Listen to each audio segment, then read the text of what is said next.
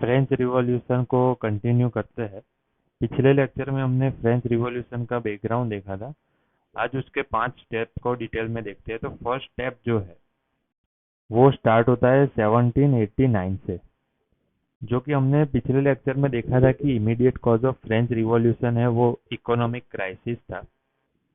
तभी लुइस 15 राजा थे, उन्होंने अपने जो एस्टेट जनरल है उनको बुलाया और उनसे सजेशन मांगा कि हम क्या रिफॉर्म कर सकते हैं इकोनॉमिक कंडीशन को बेहतर करने के लिए। तभी उन्होंने कुछ सुझाव जो टैक्सेस रेजिम के ऊपर सुधार करने के लिए बोला, लेकिन तभी जो एरिस्टोक्रेटिक जो सेटअप था यानी कि ब्यूरोक्रेट्स और नोबिलिटी थे, उन्होंने उसको अपोज किया। तो इसकी वजह से कोई सुधार नहीं आ पा रहा था।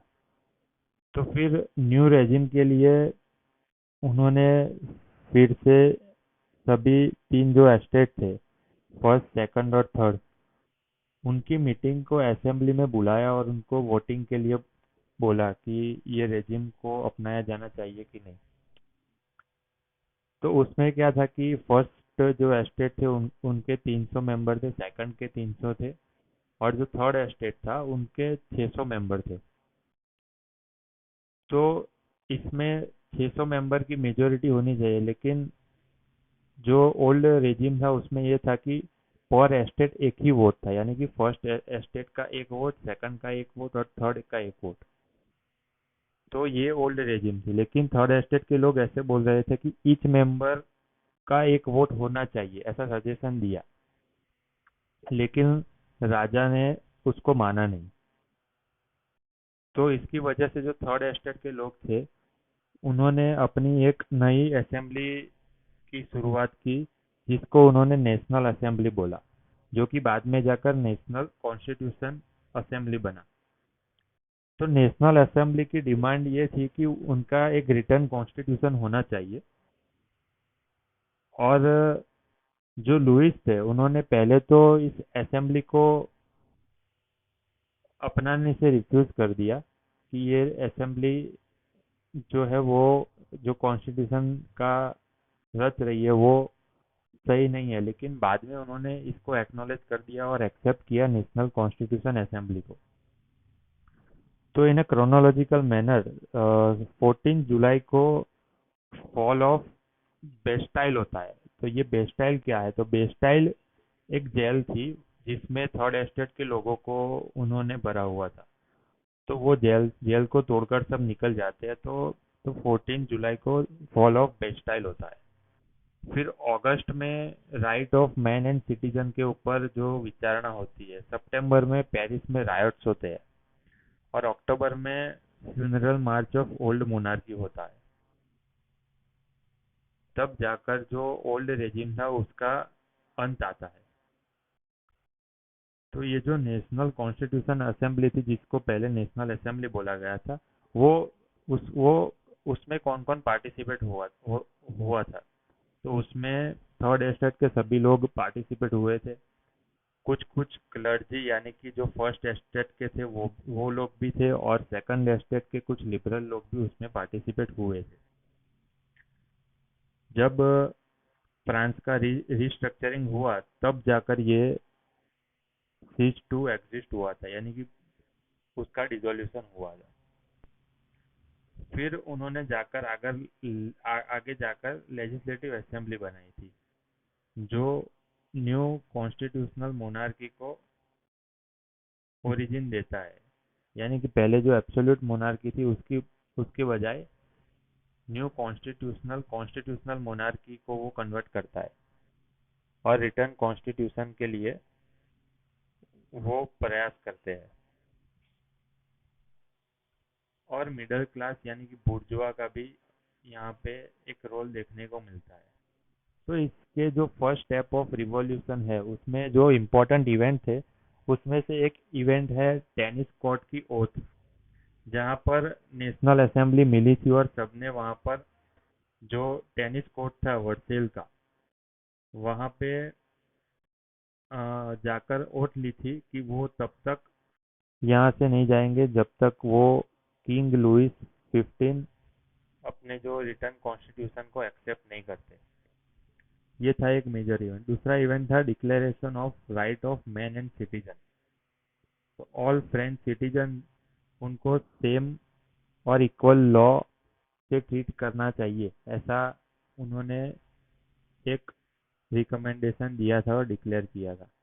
और थर्ड था कॉन्स्टिट्यूशन ऑफ 1971, जिसमें एक कॉन्स्टिट्यूशनल मोनार्की का उन्होंने सेटअप किया था। हालांकि उन्होंने सोशल और पॉलिटिकल इक्वालिटी को रिकॉग्नाइज नहीं किया था, जैसे कि member of national constitution assembly वो सोशल इक्वालिटी और डेमोक्रेसी के ऊपर बेस्ड नहीं था। तो ये था stage one of French revolution, जो कि 1789 से 1792 तक चलता है। उसका सेकंड फेज स्टार्ट होता है 1791 से 92 में, जब जो इलेक्शन होता है तब थ्री ग्रुप इमर्ज होते हैं जो जीत जाते हैं। एक था फर्स्ट मोनार्कियल यानी कि राइटिस्ट, जो पहले लुइस 15 थे उनको सपोर्ट करते थे, यानी कि मोनार्कियल सिस्टम को सपोर्ट करते थे।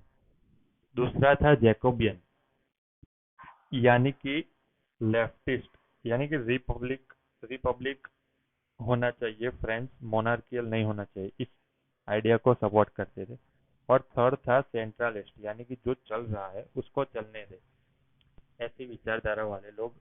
ये तीन ग्रुप इमर्ज होते हैं, जिसमें से जो रेडिकल जैकोबियन थे यानी कि द माउंटेन, वो रिपब्लिक कॉन्स्टिट्यूशनल मोनार्की की जगह रिपब्लिक विचारधारा को सपोर्ट करते थे। तो ये था सेकंड स्टेज। उसके बाद 92 में आता है थर्ड स्टेज, जिसमें सेकंड रिवॉल्यूशन होता है। और इसी में ही जो रेन ऑफ टेरर देखने को मिलता है। इसमें क्या होता है कि फ्रेंच तभी जो आसपास के जो यूरोपियन कंट्री के साथ वॉर में चला जाता है, 1793 से 95 में ये थर्ड स्टेज चलता है उसके दौरान। तो इसकी वजह से जो जैकोबियन यानी कि रिपब्लिक जो विचारधारा वाले जो थर्ड एस्टेट वाले लोग थे, उनको गिलोटिन के ऊपर चढ़ाया जाता है। तो ये जो गिलोटिन को देखने को मिलता है, ये गिलोटिन के ऊपर काफी जो थर्ड एस्टेट थे उनको चढ़ाया जाता है। इसकी वजह से किंग और क्वीन का भी इसी तरह एग्जीक्यूशन होता है गिलोटिन के मेथड से। लोगों में रोष जाग जाता है और किंग और क्वीन को हटा देते हैं। ये जो फेज था third phase, the rain of terror 1793 से 95 का, उसमें पॉजिटिव थिंग ये होती है कि जो मोनार्कियल सिस्टम यानी कि जो किंग और क्वीन वाला, वो एंड हो जाता है, स्लेवरी का भी एंड हो जाता है, रिपब्लिक इमर्ज होती है और रिलीजियन रैशनलिज्म की भावना का उद्भव होता है। इसके बाद आता है फोर्थ स्टेज, जो कि 1795 से 99 तक चलता है, जिसमें जो नेशनल कन्वेंशन जो कि थर्ड स्टेज में इमर्ज हुआ था, नेशनल कन्वेंशन जो थर्ड स्टेज में इमर्ज हुआ था, यानी कि जो फर्स्ट स्टेज में जो लेजिस्लेटिव असेंबली बनी थी वो थर्ड स्टेज में नेशनल कन्वेंशन बन जाती है। और यही नेशनल कन्वेंशन फोर्थ स्टेज में जाकर डिसॉल्व हो जाता है। ठीक है, तो नेशनल कन्वेंशन डिसॉल्व हो जाता है, तो इसके बाद बर्थ होता है डायरेक्टरी सिस्टम। डायरेक्टरी सिस्टम में पांच और मेंबर भी होते हैं, पांच मेंबर प्लस डायरेक्टरी सिस्टम, यानी कि डायरेक्टरी सिस्टम में पांच मेंबर से बनता है। तो वो काफी इनएफिशिएंट और करप्ट साबित होता है बाद में जाकर। तो फोर्थ स्टेज में डायरेक्टरी सिस्टम होता है और फिफ्थ स्टेज में डायरेक्टरी सिस्टम भी खत्म हो जाता है और कॉन्सुलेट सिस्टम जो है वो इमर्ज होता है। और ये फिफ्थ स्टेज होता है 1799 से 1804 तक, जो कि कॉन्सुलेट स्टेज थ्री मेंबर से बना होता है। और इसका एक्सटेंशन 84 में भी होता है और 1804 में नेपोलियन बोनापार्ट का इमर्ज होता है, जो कि head of more authoritarian autocratic और सेंट्रलाइज रिपब्लिक गवर्नमेंट का हेड की तरह वो इमर्ज होते हैं।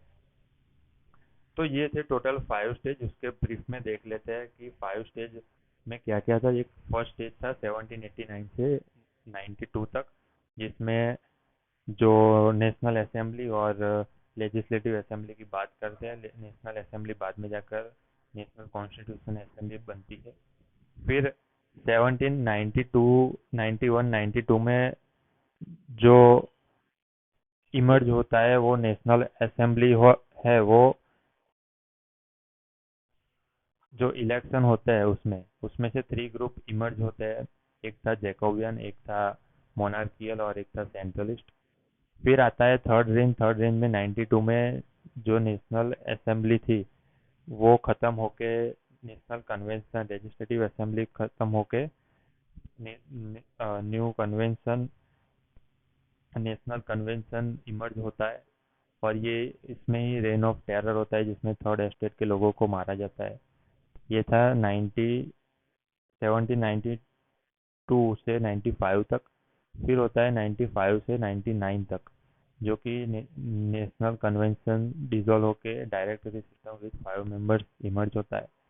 फिर 99 से 1804 में डायरेक्टरी सिस्टम खत्म हो जाता है और कॉन्सुलेट सिस्टम चलता है, और उसके बाद भी वो थोड़ा एक्सटेंड होता है और नेपोलियन बोनापार्ट का इमर्ज होता है। तो नेक्स्ट लेक्चर में हम नेपोलियन बोनापार्ट को डिटेल में पढ़ेंगे। Thank you.